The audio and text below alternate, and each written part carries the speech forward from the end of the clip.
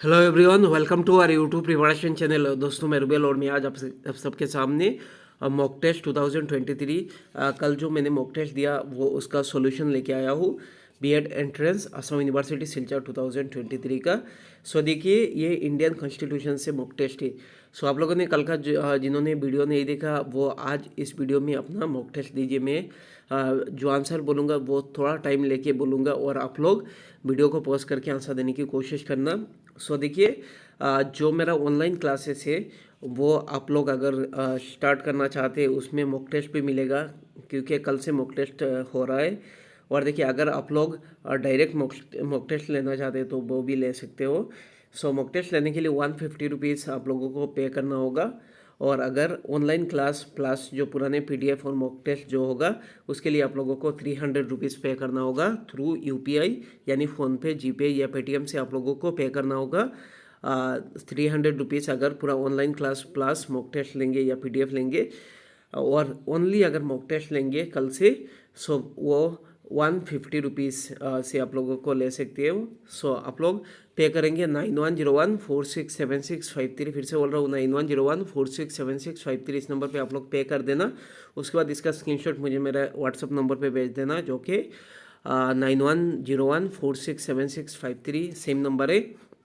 और ये मैं डिस्क्रिप्शन में आप लोगों के लिए लिख के दे दूंगा। अगर कुछ भी कन्फ्यूजन हो वो देख के आप लोग पे कर देना और जल्दी से जल्दी ज्वाइन कर लो, क्योंकि टाइम नहीं है अभी। और आज भी क्लासेस होगा, ऑनलाइन क्लासेस होगा। सो देखिए, जो फर्स्ट इंपॉर्टेंट क्वेश्चन है, देखिए, which of the following commission was appointed by the central government on the union state relation in 1983। कौन सा कमीशन जो अपॉइंट किया गया central government union state relation in 1983 को?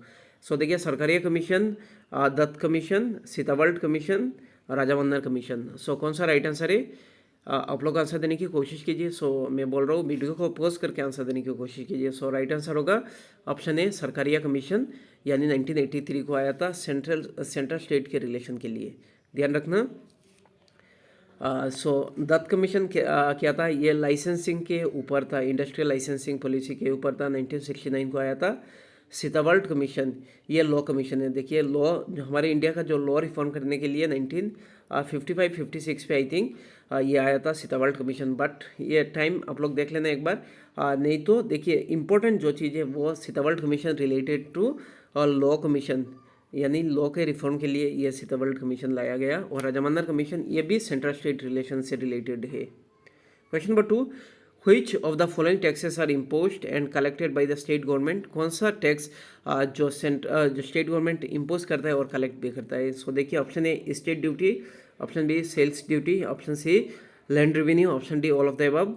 सो जो राइट आंसर होगा वो है option D, all of the above. ध्यान रखना, state duty, sales duty, land revenue ये सब स्टेट ही इम्पोज करता है और कलेक्ट भी करता है। Question number 3, which of the article deals with the grant in aid by the union government to the state? कौन सा मतलब आर्टिकल डील करता है जो ग्रांट इन एड जो union government to state government? So देखिए, option A article 270, option B article 280, option C article 275, option D article 265। So इसमें जो राइट आंसर होगा वो है option C, article 275, 275। Question number 4, which of the following article deals with the election of the vice president? So election of the vice president कौन सा article deal करता है? आप लोग पूरा वीडियो देखना, क्योंकि इसमें हर एक चीज़ से मतलब इंपॉर्टेंट डिस्कशन हुआ, कॉन्टेक्स्ट के ऊपर भी डिस्कशन होगा। सो देखिए, ऑप्शन है article 64, option B article 68, option C article 66, option D article 62। So कौन सा राइट आंसर होगा? देखिए, जो इलेक्शन होता है वो ऑप्शन सी, यानी आर्टिकल 66। और प्रेसिडेंट का जो इलेक्शन वो डील करता है आर्टिकल 54। ध्यान रखना। सो जो वाइस प्रेसिडेंट होते हैं वो मतलब चेयरमैन होते हैं राज्यसभा के, ये भी याद रखना आप लोग। Question number 5, the term of the office of the vice president is as follows. जो टर्म होता है वाइस प्रेसिडेंट का वो कितना है? ऑप्शन है 6 year, option B 4 years, 7 years and 5 years. So right answer होगा option D, 5 years. So president का भी सेम रहता है 5 ईयर्स। अगर प्रेसिडेंट किसी कारण मतलब जैसे डाई होना या रिमूव होना, इम्पीचमेंट होना, इसके बाद मतलब जो इमिडिएटली जो बैठेंगे वो वाइस प्रेसिडेंट होंगे, उसके बाद अलग से मतलब इलेक्शन होगा। सो राइट आंसर होगा ऑप्शन डी, यानी 5 years. Question number 6, which one of the following article deals with the appointment of the prime minister and other minister, जो कौन सा आर्टिकल डील करता है जो prime minister and other minister का appointment? So option A article 76, option B article 74, option C article 75, option D article 72। So right answer होगा option C article 75। So article 72 ये pardoning power है, ध्यान रखना। Question number president का, question number 7, the supreme court of India at present content the following number of जजेस। So supreme court में अभी कितने नंबर ऑफ जजेस है? 25, 34, 20 और 30। सो राइट आंसर होगा 34 यानी 33 + 1 chief justice. Question number 8, which of the following are the power of the supreme court? Supreme court के कौन सा पावर है? Original and appellate jurisdiction, appointment of the ad hoc जजेस, judicial review, all of the above. So इसमें जो right answer होगा वो है option D, all of the above, यानी ओरिजिनल भी है और अपील भी कर सकते हैं हम लोग। और जो appointment of the ad hoc जजेस, अगर कहीं मतलब देखिए काम अगर सुप्रीम कोर्ट में बढ़ जाए, जो केसेस है वो पेंडिंग ज़्यादा हो जाए तो इसके लिए एड हॉक जज अपॉइंट किया जाता है। So question number 9, which article of the constitution India provides the composition and jurisdiction of the supreme court of India? So कौन सा आर्टिकल डील करता है constitution of and composition of the and jurisdiction of the supreme court of India? So देखिए 4 option में जो right answer होगा वो आप लोग आंसर देने की कोशिश करना, जैसे मैंने बोला था। सो राइट आंसर होगा option D, article 1 to 4। Question number 10, the executive power of the union is vested in which of the following below? जो एग्जीक्यूटिव पावर वो किसके अंडर आता है यूनियन का? So prime minister, home minister, vice president, president. So right answer होगा option D, president, ध्यान रखना। और स्टेट का जो एग्जीक्यूटिव पावर किसके हाथ पे रहता है? वो गवर्नर के हाथ में रहता है। Question number 11, which one of the following article deals with the pardoning power of the president? थोड़ी देर पहले मैंने बोला था, अगर याद हो तो आप लोग आंसर कर सकते हैं अभी। So article 71, 74, 72, 75।